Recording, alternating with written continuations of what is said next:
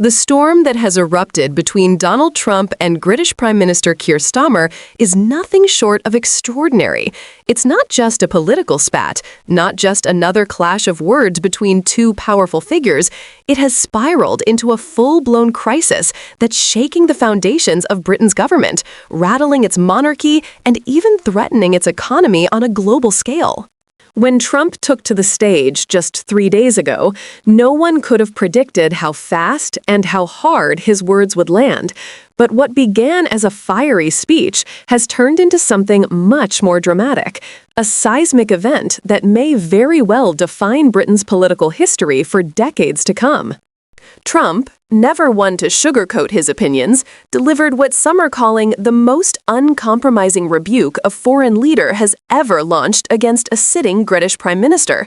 In front of an audience of over 50 million Americans and millions more watching clips online, he pointed directly at Keir Starmer and accused his government of undermining free expression, of betraying the very people it was meant to protect.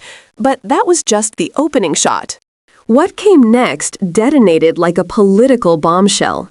Leaked documents revealed that Starmer's government had funneled more than £1.2 billion of taxpayer money into luxury hotel stays for migrants who had entered the country unlawfully.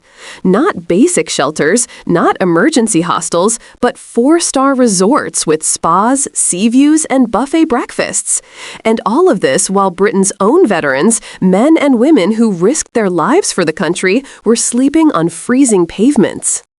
That contrast, that brutal image of sacrifice being ignored while others enjoyed luxury, ripped through the nation's conscience. The face of the scandal became James Patterson, a Royal Marine who had served multiple tours of duty, photographed huddled in a doorway outside a McDonald's, medals still pinned to his chest.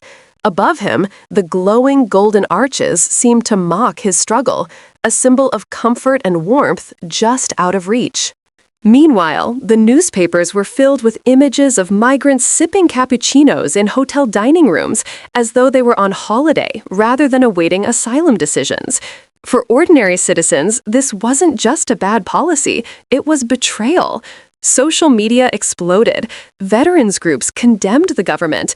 Even longtime labor loyalists struggled to find words to defend Starmer. Trump's response was both ruthless and precise.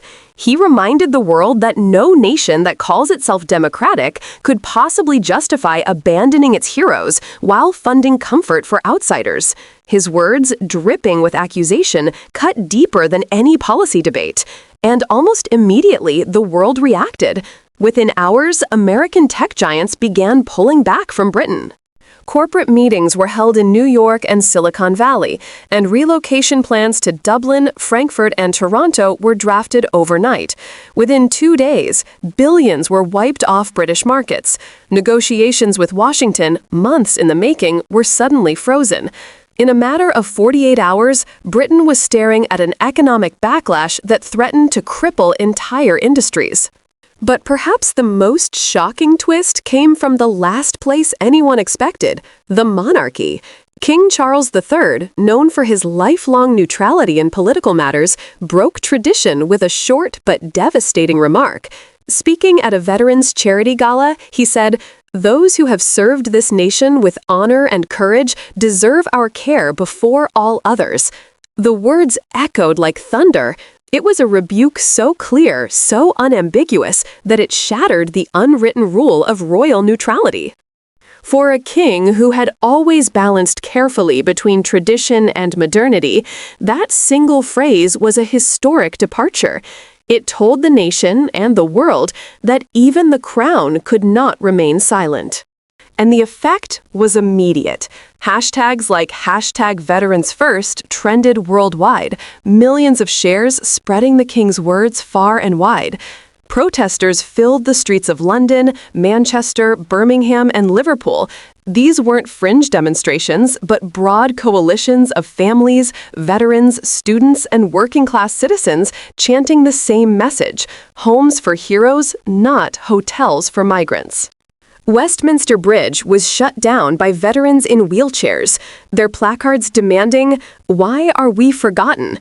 The image of wounded soldiers rolling forward while the government defended luxury accommodations for others was devastating and unforgettable. Inside Parliament, the crisis deepened. Starmer faced question after question, his answers clipped, his tone increasingly defensive. But the breaking point came when James Patterson himself addressed Parliament through a statement read aloud. "I served my country. I risked my life for it. I believed in its promises. Now I sleep on the street while strangers live in comfort. Is this the Britain I fought for?" The silence that followed was deafening. Cameras captured Starmer's every twitch as he sat unable to answer the plea of a veteran who had sacrificed everything. For many watching, that moment marked the collapse of his legitimacy as a leader. Polls soon confirmed what people already felt. The government was in freefall. More than 70% of the public opposed the hotel program. A majority said the government had betrayed veterans. Even Labor's own base was turning away. International partners piled on. Washington suspended trade talks, European investors fled, and even NATO officials privately raised concerns. The crisis was no longer contained to Britain, it was global. Meanwhile, King Charles's words had taken on a life of their own. "Before all others" became a rallying cry, plastered on banners, repeated in chants, quoted on talk shows. It was no longer just a phrase, it was a movement. The protests grew by the day, swelling into tens of thousands in Trafalgar Square, Piccadilly Gardens, and beyond. Families held photos of fallen soldiers, demanding dignity for those who had given everything for Britain. For many, it wasn't politics anymore, it was morality. And that is what makes this crisis unlike any other in modern British history. This is not about policy details or economic theory. This is about loyalty, sacrifice, and betrayal.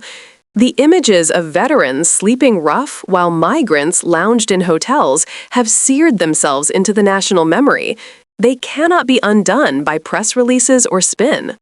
Britain now finds itself at a crossroads, with its government unraveling in public view, its monarchy stepping into uncharted waters, and its people demanding justice. So the question remains, can Keir Starmer possibly survive this political earthquake?